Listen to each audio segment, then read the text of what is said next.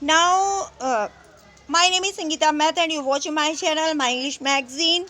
Now, this is the 18th century theatre. This is also in English first semester with the name you can 18th century theatre. Historically background, the Hanoverian or Georgian age, a time of growth and change. English theatre during the 18th century, the new playhouses, the growth of theatre, staging, scenery, lighting, acoustics, audiences, early plays and playwrights. Richard Nichols, Rowe, John, gay actors, actresses, and actor managers. The organization of 18th century theatre colleague Kibar, David Grassick, the Campbell dynasty, John J.P. Campbell, Sarah Sidonal, Fanny Campbell, Edmund Kean, later 18th century plays and playwrights, Oliver Goldsmith, Richard Brinsley Sheridan, a new style of theatre for a new age Victorian melodrama. Historical background: the Hanoverian or Georgian age, when the last Stuart monarch Queen Anne died childless in 1714. The British crown should have passed to Princess Sophia of Hanover, one of the Protestant granddaughters of King James. Unfortunately, Sophia died in the same year as Anne. So Parliament invited Sophie's eldest son, George Duke Hanover, to become King George I of England and Iceland.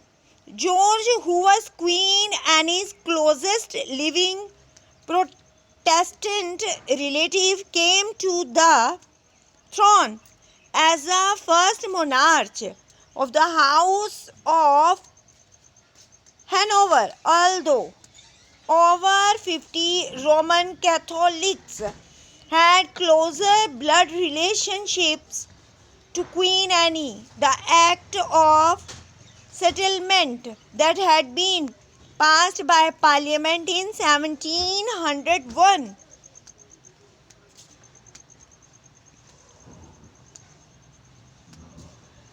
a time of growth and change. The 18th century is sometimes referred to as the age of reason of the Enlightenment, was a time of great social and cultural change.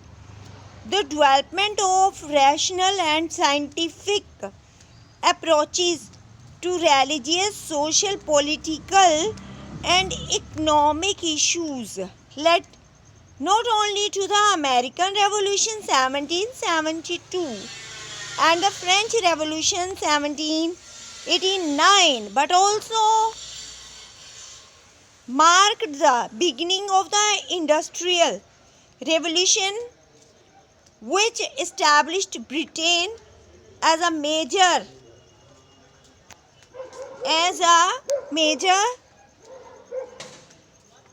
world power with a global empire. Famous writers of the period include novelist Henry Fielding, Mary Shelley, and Jane Austen, romantic poets Lord Byron, William Wordsworth and Samuel Taylor, Coleridge and men of letters such as Alexander Pope, Jonathan Swift and Samuel Johnson. English theatre during the 18th century. The growth of theatre. At the beginning of the Restoration, Charles II had granted license for only 2 theatre companies in London. By the end of the 18th century, the number had risen to 7. The Theatre Royal Drury Lane, the Queen's Theatre, Haymarket, the Little Haymarket Theatre, Goldsmith, Goodman's Fields, etc.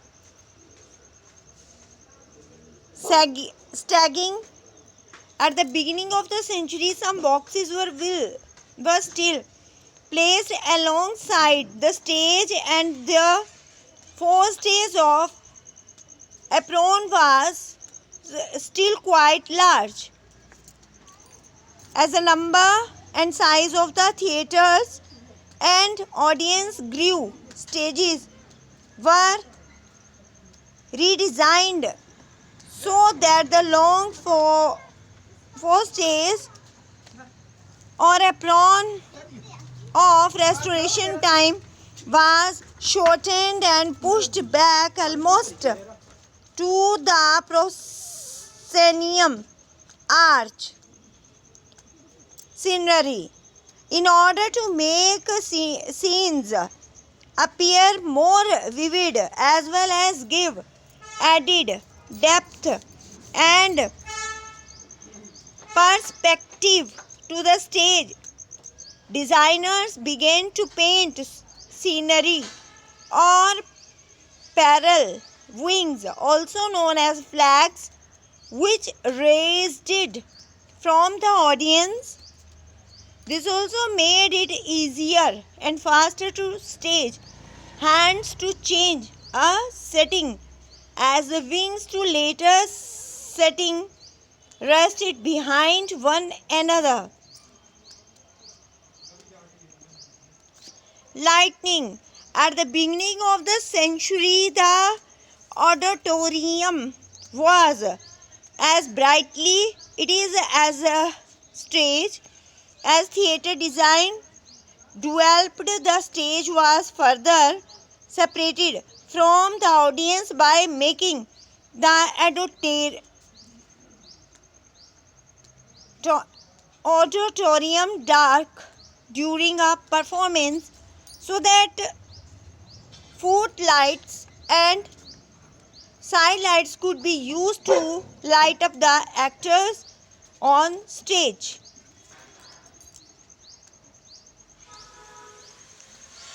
Acoustics. The size and overall structure of the theatre and stages contributed to the effect and efficiency of the acoustics.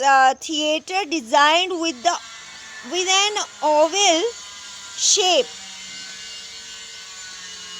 helped to ensure that success.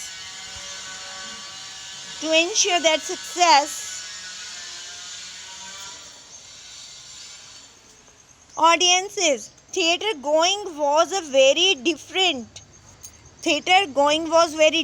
and experience from that of today, and actors often had to fight to capture the attention of the audience, which could be rude, noisy, and sometimes even dangerous.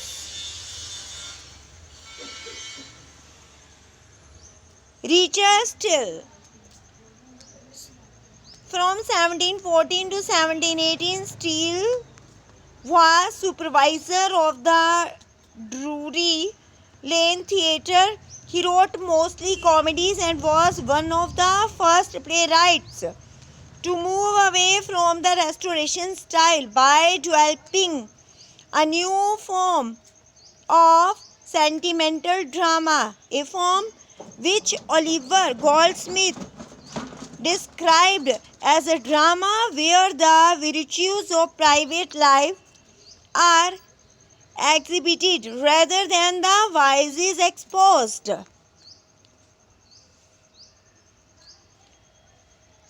Nicholas Rowe.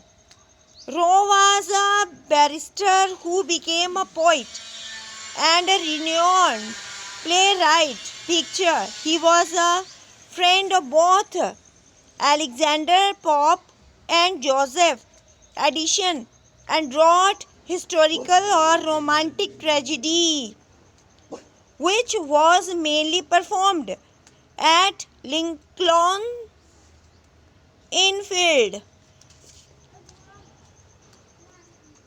John Gay.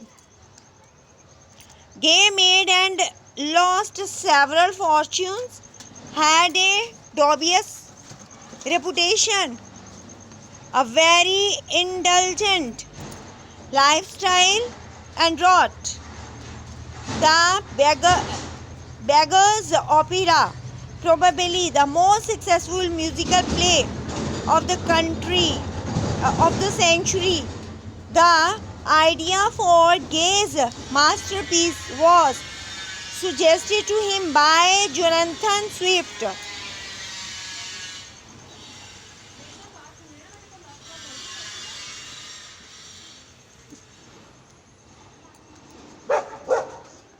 Colley Clyburn. Clyburn was a playwright and poet who was actor manager of Drury Lane Theatre from 1732. Picture his play Lover's Last Shift or The Fool in Fashion 1696 is generally considered to be the first sentimental comedy, a form of drama, and dominated the English stage for nearby a century. David Garrick. The Campbell Dynasty. More as the Campbell Dynasty, John Campbell. Sarah Siddons. Fanny Campbell. Oliver Goldsmith. Richard Brinsley Sheridan.